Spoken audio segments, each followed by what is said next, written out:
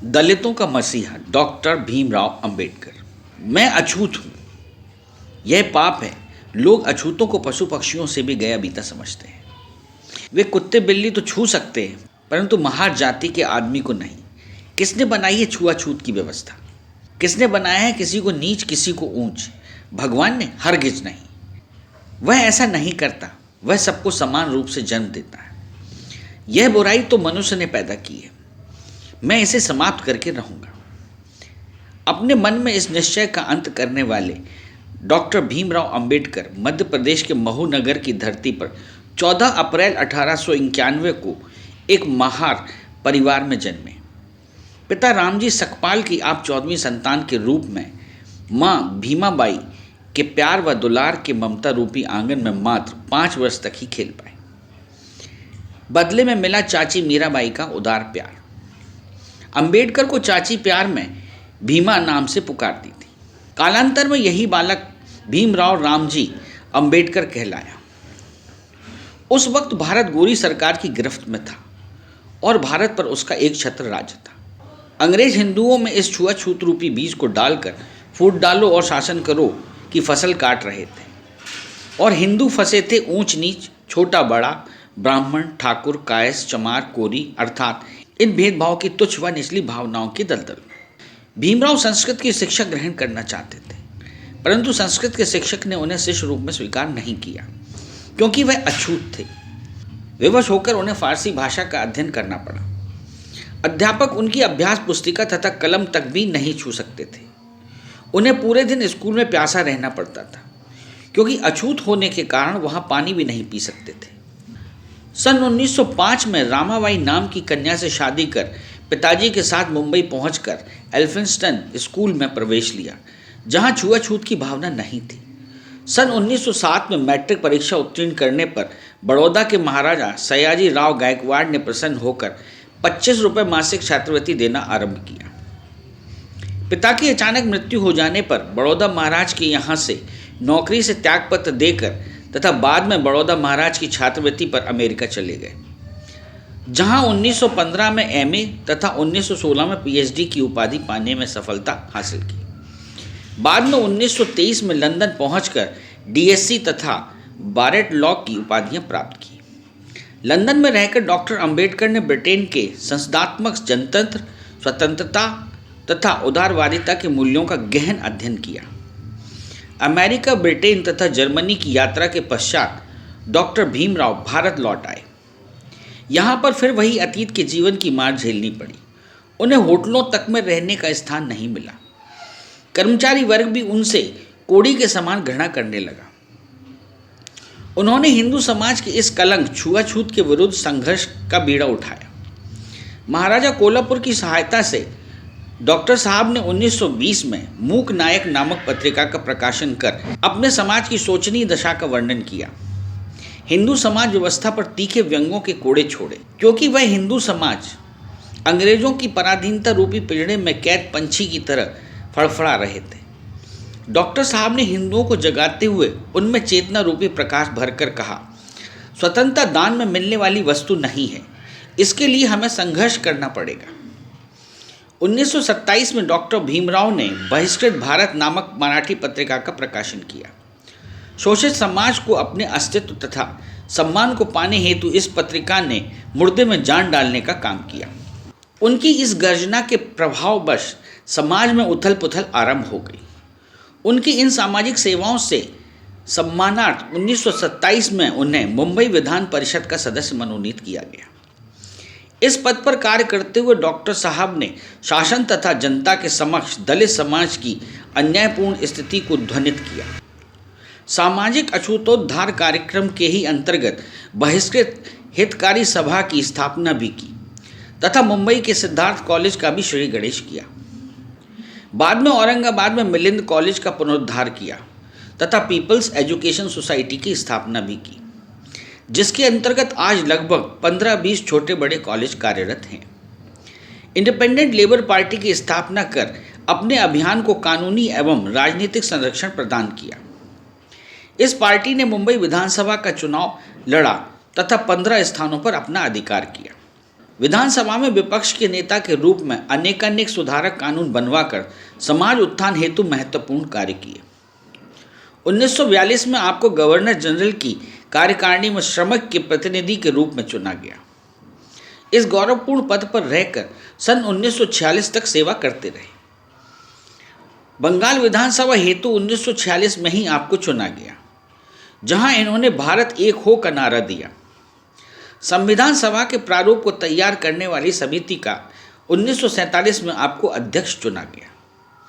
भारत के संविधान निर्माण में आपका योगदान अत्यंत महत्वपूर्ण है, इसीलिए आपको भारतीय संविधान का निर्माता कहा जाने लगा।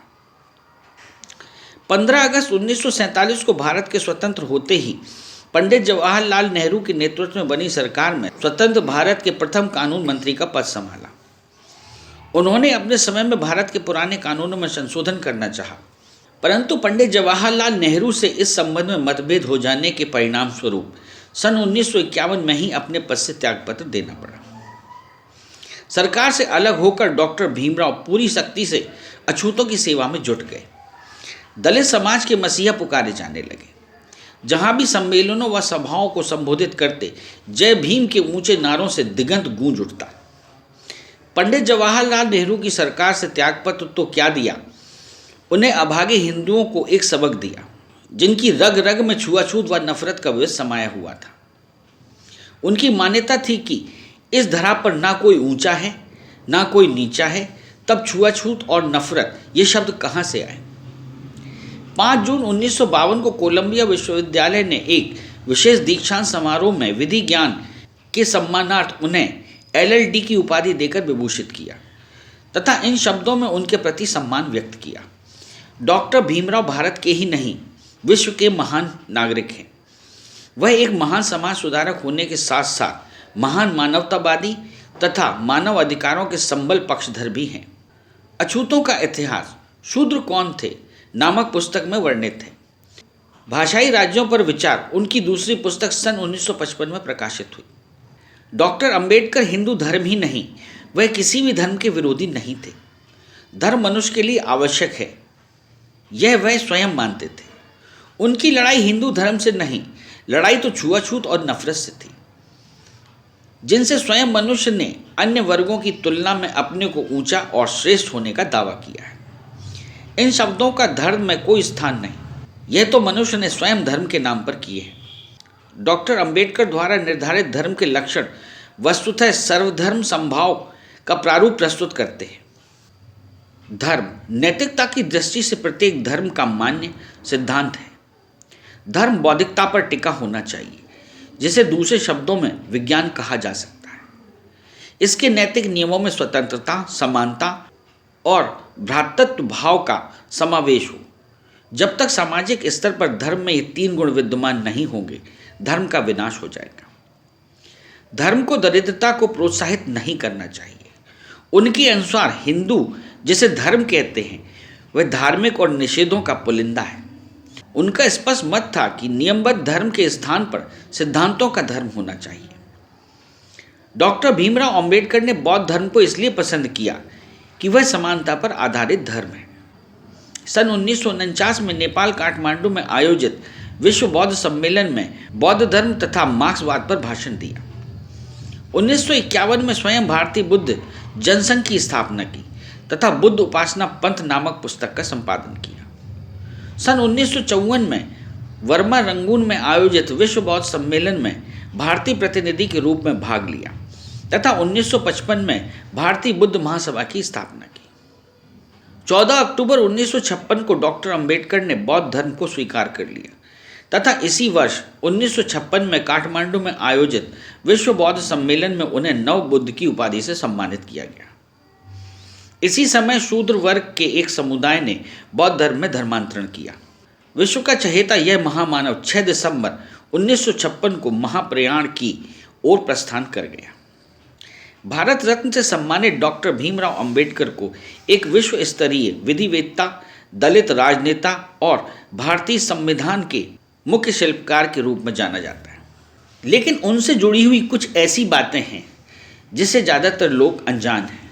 उनसे जुड़े कुछ तथ्य इस प्रकार।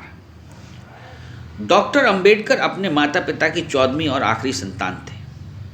अंबेडकर का वास्तविक सरनेम अंबावडेकर था, लेकिन उनके शिक्षक महादेव अंबेडकर, जो उन्हें बहुत मानते थे, ने स्कूल रिकॉर्ड्स में उनका नाम अंबावडेकर के स्थान पर अंबेडकर कर दिया। अंबेडकर विदेश जाकर अर्थशास्त्र में डॉक्टरेट की डिग्री हासिल करने वाले पहले भारतीय थे। भारतीय तिरंगे में अशोक चक्र को जगह देने का श्रेय भी डॉक्टर बाबा साहब भीमराव अंबेडकर को जाता है। मध्य प्रदेश और बिहार के बेहतर विकास के लिए बाबा साहब ने 50 के दशक में ही विभाजन का प्रस्ताव रखा था, पर सन 2000 में जाकर ही इनका विभाजन कर छत्तीसगढ़ और झारखंड का गठन किया गया। बाबा साहब के निजी पुस्तकालय राजगृह में 50,000 से भी अधिक उनकी किताबें थीं और यह विश्व का सबसे बड़ा निजी पुस्तकालय था। बाबा साहब द्वारा लिखी गई पुस्तक waiting for a visa Columbia विश्वविद्यालय में टेक्स्ट बुक है। कोलंबिया विश्वविद्यालय ने 2004 में विश्व के शीर्ष 100 विद्वानों की सूची बनाई थी और उसमें पहला नाम डॉक्टर भीमराव अंबेडकर का था। अंबेडकर कुल 64 विषयों में मास्टर थे। वे हिंदी, पाली, संस्कृत, अंग्रेजी, फ्रेंच, जर्मन, मराठी, पर्शियन और गुजराती जैसे 9 भाषाओं के जानकार थे। इसके अलावा उन्होंने लगभग 21 साल तक विश्व के सभी धर्मों की तुलनात्मक रूप से पढ़ाई की थी। दुनिया में सबसे अधिक स्टैचू बाबा साहब के ही हैं। वर्तमान में जिस विमुद्रीकरण की चर्चा चारों तरफ हो रही है, उसके बारे में बाबा साहब अंबेडकर ने अपनी किताब द प्रॉब्लम ऑफ रूपी, its origin and it's solution में कई सुझाव दिए हैं। उन्होंने अपनी किताब में वर्णन किया है कि अगर किसी देश में काला धन और जाली नोटों को समाप्त करना हो तो हर 10 वर्ष बाद उस देश की करेंसी का विमुद्रीकरण कर देना चाहिए। सच्चे अर्थों में डॉक्टर अंबेडकर एक महामानव, सच्चे देशभक्त और महान मानवतावादी थे। आज भारतीय उन्हें मात्र दलितों का मसीहा, शोषितों का मसीहा कहकर डॉक्टर अंबेडकर के ही नहीं, भारत के विस्तृत व महान व्यक्तित्व को संकुचित करते हैं। यूँ भी मान लिया जाए कि डॉक्टर अंबेडकर मात्र दलितों के ही मसीहा थे तो एक विशेष वर्ग तक सीमित करने वाले आप भारतीय लोग ही तो थे, परंतु ऐसा नहीं। ऐसा करना मात्र डॉक्टर साहब के व्यक्तित्व क्षेत्र को सीमित करना ही नहीं, भारतीय संस्कृति की महान विरासत, जिन भारतीय सपूतों की प्रेरणा तथा वाणी का अमृत पिए हुए है, उस क्षेत्र को संकुचित करना है। डॉक्टर अंबेडकर उस समय भारत की उस प्रथम पंक्ति के सेनानी थे जब भारत गोरों का गुलाम था। उन्हें मात्र एक समाज की धरोहर कहकर अथवा उनके नाम का उपयोग मात्र वोट की राजनीति के लिए करना एक राजनीतिक चाल ही कही जाएगी। वस्तुतः उस महापुरुष की पहचान नहीं, निश्चय ही वह एक समाज के प्रेरक थे। उनका दर्शन सामाजिक चिंतन पर ही आधारित था। सामाजिक समानता, मौलिक अधिकार, मानवीय न्याय, समाजवाद तथा देश की एकता के लिए संघर्ष के पथ में उन्होंने अपने प्राणों की आहुति भी दी। जब कभी भी उनकी पुण्यतिथि आए तब सच्ची श्रद्धांजलि मात्र नाम पुकार कर नहीं, बल्कि उनके काम को भारतीय समाज में व्यवहारिक रूप देने में होगी। यदि आप अपना टैलेंट बंजारा बीट्स के साथ शेयर करना चाहते हैं तो 2 से 3 मिनट का वीडियो हॉरिजॉन्टल में बनाकर इन नंबरों पर भेजें।